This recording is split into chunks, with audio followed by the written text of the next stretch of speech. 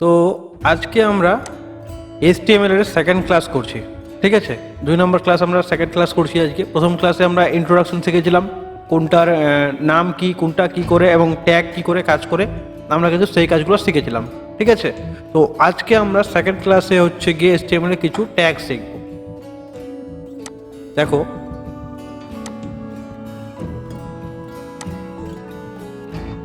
এখানে আমরা আজকে HTML এ প্যারাগ্রাফ ট্যাগ সম্পর্কে জানবো।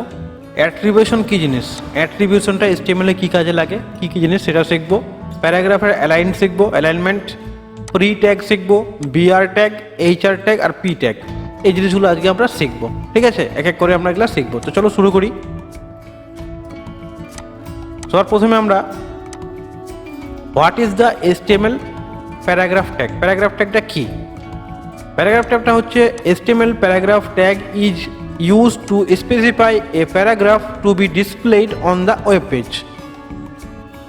The text between the starting p tag and the end of p tag corresponds a paragraph in HTML. তাহলে আমার HTML a paragraph ট্যাগটা কি করছে, একটা প্যারাগ্রাফকে রিপ্রেজেন্ট করছে HTML এর ওয়েব পেজে।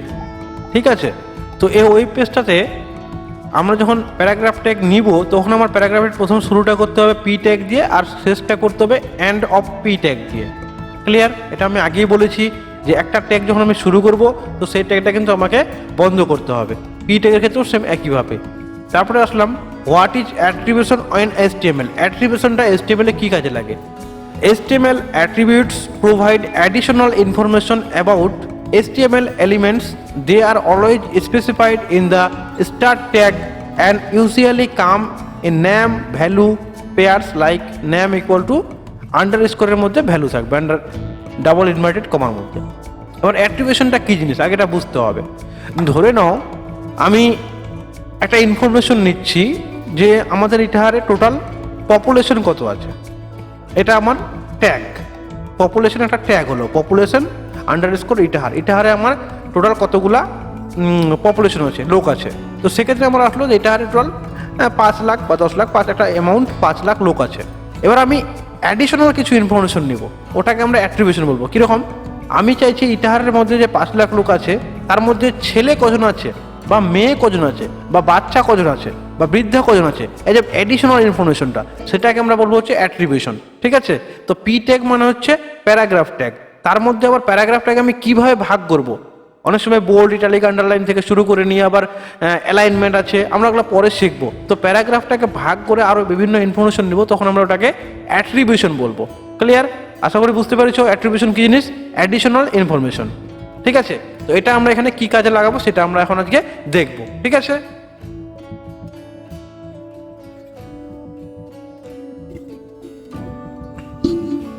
তো চলো শুরু করি।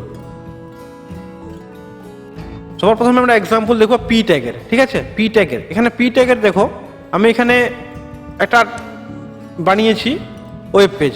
ওয়েব পেজের মধ্যে এখানে আমরা HTML বডি কত নিতে হবে, টাইটেল নিতে হবে, হেড বডি এ পর্যন্ত নিতে হবে। বডির পরে এখানে লিখেছি হিস্ট্রি অফ কম্পিউটার, তো এখানে আমার হিস্ট্রি অফ কম্পিউটার চলে এসেছে।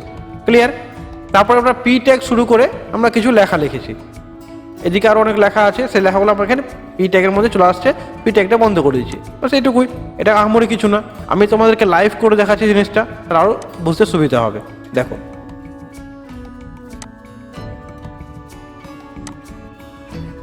আমি নোটপ্যাড খুলছি,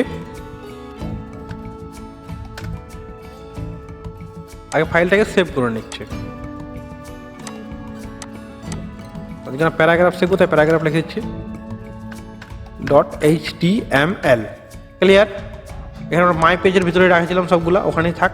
আগের ক্লাসে ওখানেই ছিল, এখানেও ওখানে রেখে দিই মাই পেজ। এটা তোমরা যে কোথাও রাখতে পারো। ঠিক আছে, এখানে রাখতে কোনো মানে নেই, যে কোথাও তোমরা রাখতে পারো। এটাকে সেভ করলাম। এবার আমরা এখানে ট্যাগটা লিখছি, আমাকে HTML লিখতে হবে, এটা কম্পালসারি।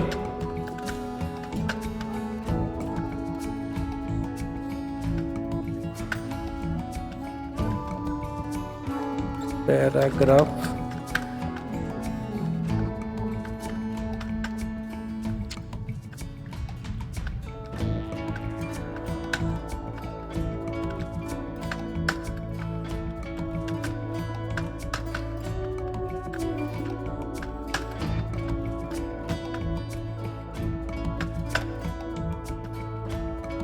ওকে, এটুকু তোমাকে লিখতেই হচ্ছে, যেন আমরা এখানে কাজটা করব।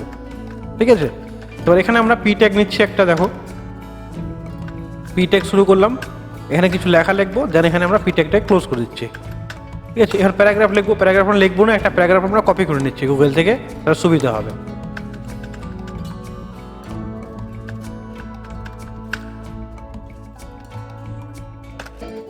দেখো প্যারাগ্রাফ অফ কম্পিউটার লিখলাম আমি, কম্পিউটার একটা প্যারাগ্রাফ আমরা নিয়ে নিচ্ছি যে কোনো সাইট থেকে।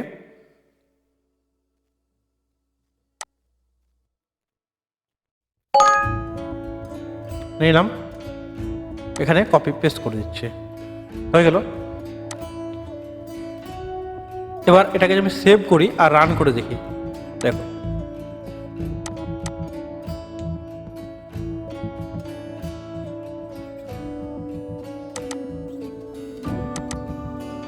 দেখো কি আসছে।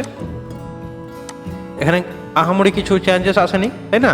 জাস্ট ইনপুটটা দেখি আর আউটপুটটা দেখি। আমরা ইনপুটটা কি লিখেছি, একটা টাইটেল নিয়েছি প্যারাগ্রাফ, এখানে আমার প্যারাগ্রাফ টাইটেল চলে আসছে। তারপরে এখানে হচ্ছে একটা প্যারাগ্রাফ আছে, প্যারাগ্রাফটা এখানে দেখাচ্ছে, এটুকু জিনিস।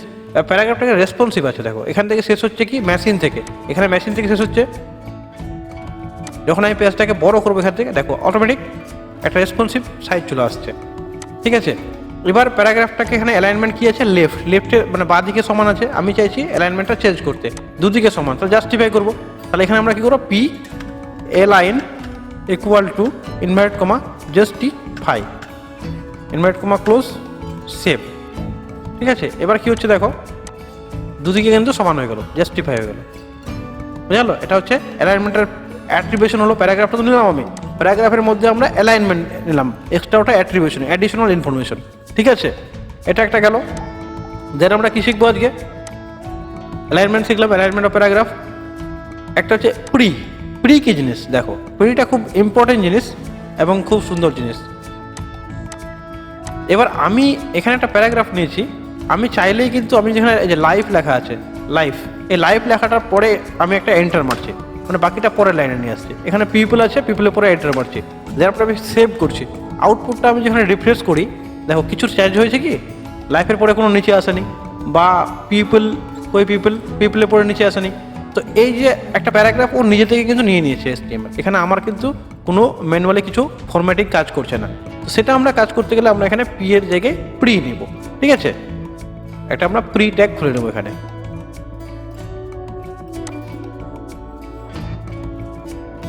প্রি, আর এখানে প্রিটাকে ক্লোজ করে দেবো। এবার যদি সেভ করে এখানে রিফ্রেশ করি, দেখো কি চেঞ্জেস আসছে। দেখো আমি এখানে লাইফের পরে এন্টার মেরেছি, এখানে লাইফের পরে এন্টার হয়ে গেছে, পিপলের পরে এন্টার মেরেছি, পিপলের পরে এন্টার হয়ে গেছে। ঠিক আছে, আমি যেরকম করবো, এখানে আমি সাবজেক্টের পরে এন্টার মারছি, আর এটাকে ফাঁকা করেছি বেশি করে, কন্ট্রোল এস করছি, স্যাম ওইভাবে মানে এখানে চলে আসবে।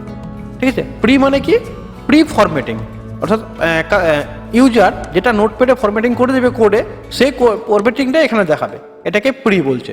ঠিক আছে, এই প্রি ট্যাগটা খুব ইম্পর্টেন্ট ট্যাগ, একবার ওপেন করে দেবো, তুমি তোমার ইচ্ছা মতো এখানে সুন্দর করে লিখতে পারবো। আমি এখানে যদি একটা ভালো করে সুন্দর করে লিখি জিনিস, যেমন ফরম্যাটিং, এখানে নাম স্পেস কলন, এখানে একটা নাম দিলাম, তাই না, নাম দিলাম এখানে কেয়ার অফ,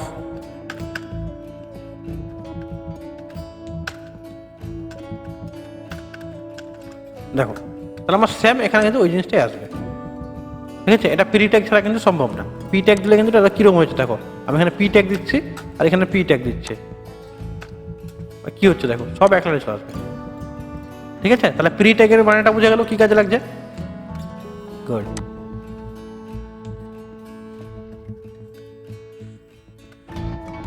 ঠিক আছে। এবার এখানে একটা আরো শিখবো ট্যাগ, সেটা হচ্ছে কি,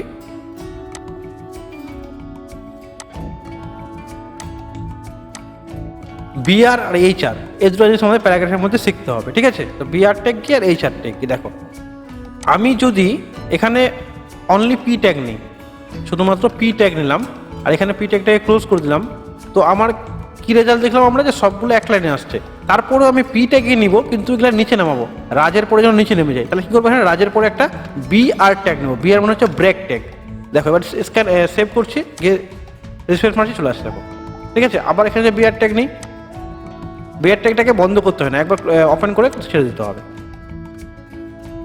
দেখো আসলো, কিন্তু ফরম্যাটিংটা এক হলো না, কারণ প্রি ফরম্যাটিং করা নাই। এখানে আমার ছিল অন্যভাবে, আর এখানে কিন্তু আসলো আমার অন্যভাবে, সমান সমান হলো না। ঠিক আছে, তাহলে বিআর ট্যাগের কাজ কি? পরের লাইনে আসার জন্য। যেখানে এখানে পরের লাইনে আসবো সেখানে থেকে আমরা বিআর ট্যাগটা ইউজ করবো। ঠিক আছে, যেখানে আমরা বিআর ট্যাগটা কেটে দিচ্ছি, এখানে আমরা ইউজ করবো হচ্ছে এই চার ট্যাগটা, দেখবো ওটা কি কাজে লাগে। প্রি প্রি ঠিক আছে, এবার আমরা এই চার ট্যাগটা এখানে দেখবো কি কাজে লাগছে। এই চার তার আগে আমি এটা কপি করে নিচ্ছি, একটা জিনিস সেম জিনিস এখানে আমরা পেস্ট করে দিচ্ছি। তাহলে দুটো আবার এখানে ইনফরমেশন হলো, কটা হলো? দুটো ইনফরমেশন হলো। আমি চাইছি যে দুটো ইনফরমেশনের মাঝখানে এখানে একটা পার্টিশন হোক, এখানে একটা দাগ হোক, বা এখানে একটা দাগ হোক, আর এখানে একটা দাগ হোক, এরকম করে দাগ দাগ করে ইনফরমেশন আসুক। ঠিক আছে, তো দেখতে সুন্দর লাগবে। তো সেটা আমরা কি করে করবো দেখো, ওটা নেওয়ার জন্য আমাদের এই চার ট্যাগ ইউজ করতে হবে। এখানে একটা এই চার ট্যাগ নিচ্ছি, সিলেক্ট, এখানে একটা নিচ্ছি, এখানে একটা নিচ্ছি, তিনটা নিলাম, তাহলে এখানে তিনটা দাগ চলে আসবে। আবার আসলো, তাহলে আমরা এই চারটা একটা বুঝে গেল কি কাজে লাগছে। এবার এখানে আমরা একটা হেডিং নিব, যে আওয়ার স্টুডেন্টস, তাহলে এখানে লিখবো আওয়ার স্টুডেন্টস, সেভ। দেখো হলো, আওয়ার স্টুডেন্ট যাবে মাঝখানে নিয়ে যায়, তাহলে সেন্টার করে দেবো, centre tag space hour student, এখানে সেন্টার ট্যাগটাকে ক্লোজ করে দেবো। হলো, তাহলে আমার স্টুডেন্ট এখানে আমার একটা একটা করে ডেটা থাকলো, একটা করে দাগ আসছে। ঠিক আছে, তাহলে এই জিনিসটা কিন্তু আমরা HTML খুব ইজিভাবে করতে পারছি, যেটা হচ্ছে HR ট্যাগ দিয়ে। মনে থাকবে, আই থিঙ্ক বোঝা গেছে। যদি তারপরেও বুঝতে না পারো, অবশ্যই আমাদের প্র্যাকটিস ক্লাসে আমাকে জিজ্ঞাসা করবো, আমি সলিউশন করে দেবো। নাহলে ভিডিওটা 2-3বার ঘুরে দেখলে আশা করি বুঝতে পারবে। ঠিক আছে,